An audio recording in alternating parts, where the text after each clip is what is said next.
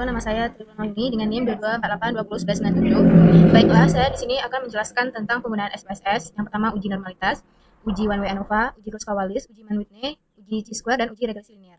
Yang pertama kita lakukan yaitu uji normalitas. Contoh data di sini yang pertama di bagian name, NH itu labelnya kita bikin nama hewan uji, di type kita bikin string karena dia bukan angka, measure-nya nominal, name itu KH, labelnya kelompok hewan uji. Di bagian kelompoknya kita bikin 1 sama dengan kelompok negatif, 2 sama dengan kelompok positif, 3 sama dengan kelompok dosis rendah, 4 sama dengan kelompok dosis sedang, 5 sama dengan kelompok dosis tinggi. Lalu tekan OK. Di measure itu nominal, di bagian kakak itu kadar kolesterol, dan measure-nya scale. Bagian data view, kita isi contoh datanya di sini kita menggunakan 30 data, tikus 1 sampai tikus 30. Selanjutnya kita tekan analyze, descriptive statistik, explore. Nah, di bagian kadar kolesterol kita masukkan di dependent list, kelompok hewan uji kita masukkan di factor list. Lalu tekan statistik, pastikan deskriptif telah tercentang dan 95%, continue. Bagian plot kita centang normality plot with test, lalu continue, tekan OK. Nah, di sini sudah ada hasil test of normality di bagian, kita lihat di bagian Shapiro Wilk. Kenapa di bagian Shapiro Wilk? Karena data kita kecil dari 50. Kita menggunakan 30 data. Kita lihat di bagian SIG ini ada 0,804 atau kecil dari alfa. Sehingga berdasarkan data tersebut, datanya terdistribusi normal. Dapat disimpulkan tidak ada perbedaan kadar kolesterol sehingga kita bisa lanjut ke data selanjutnya yaitu one way ANOVA.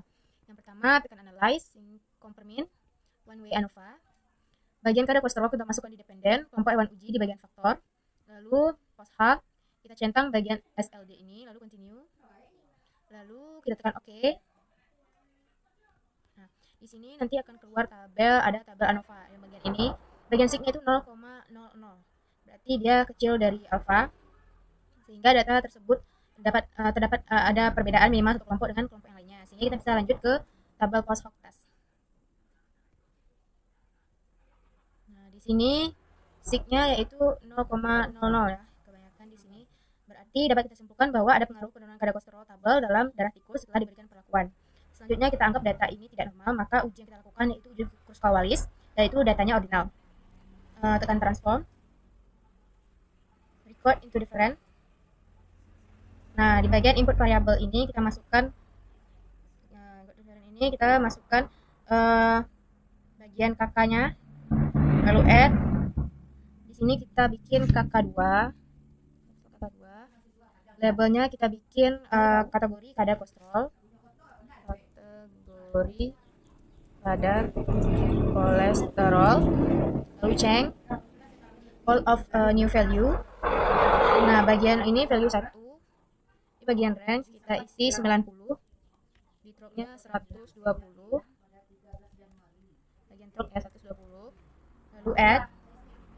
Nah, kita value isi value 2, di range nya bagian value 2 kita isi 120, dropnya 139, lalu add. Bagian 3 kita isi bagian rank value and drop thickness 139, lalu continue.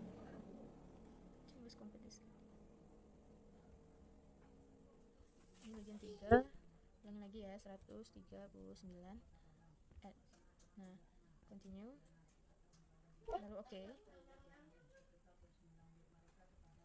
Nah, jika kita sudah isi, kita kembali ke bagian data view tadi.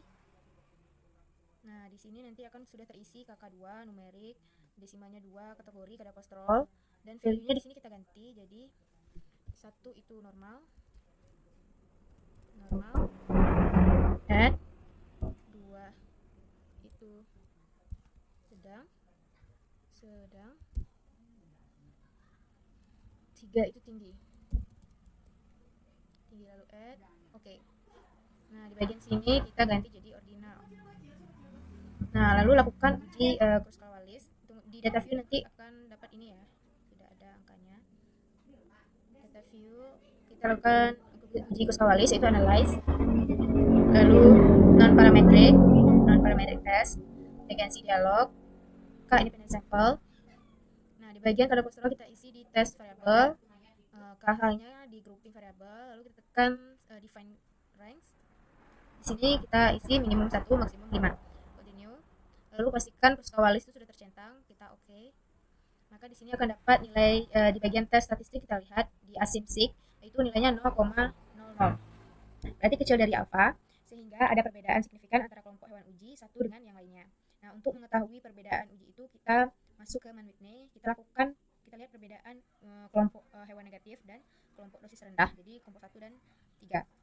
Kita lakukan yang pertama analyze non parametric test, legancy dialog. Analyze non parametric test, legancy dialog, to independent sample. Nah, di bagian kadar kolesterol kita masukkan di tes variable list. KH dimasukkan di grouping, kita tekan define group. Grup 1 itu 1, grup 2 itu 3 karena kita menggunakan grup 1 dan 3. Continue.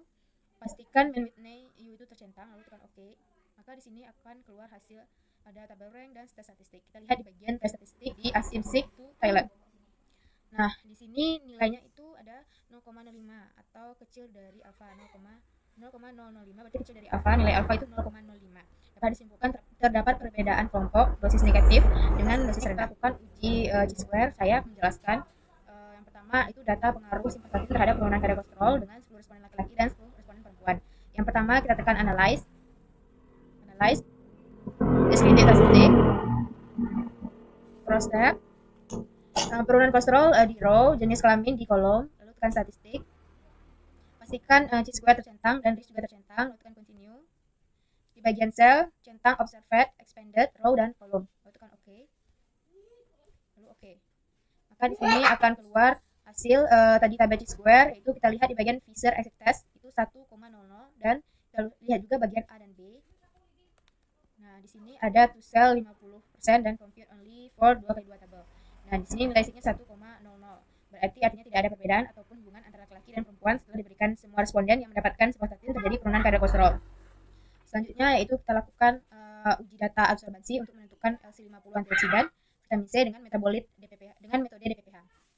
Kita buka datanya. Nah, di sini datanya ada K dan A. K itu konsentrasi, measurenya skala semua, A itu absorban.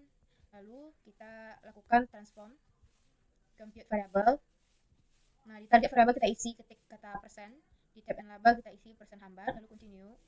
Dan kita isi rumus seperti ini. Bagian A ini dari absorbansi yang ini lalu di add. Setelah selesai, lalu tekan OK. Oke. Maka setelah itu kita lakukan uji regresi. Kita untuk lihat regresinya itu analyze, regression, linear. Nah, persen hambat itu di dependent, konsentrasi itu di independent. Lalu tekan plot. Nah, centang normal probability plot, lalu continue. Lalu OK. Maka di sini kita bisa lihat di bagian tabel model summary. Sekian dari penjelasan saya tentang SPSS, semoga bermanfaat. Assalamualaikum warahmatullahi wabarakatuh.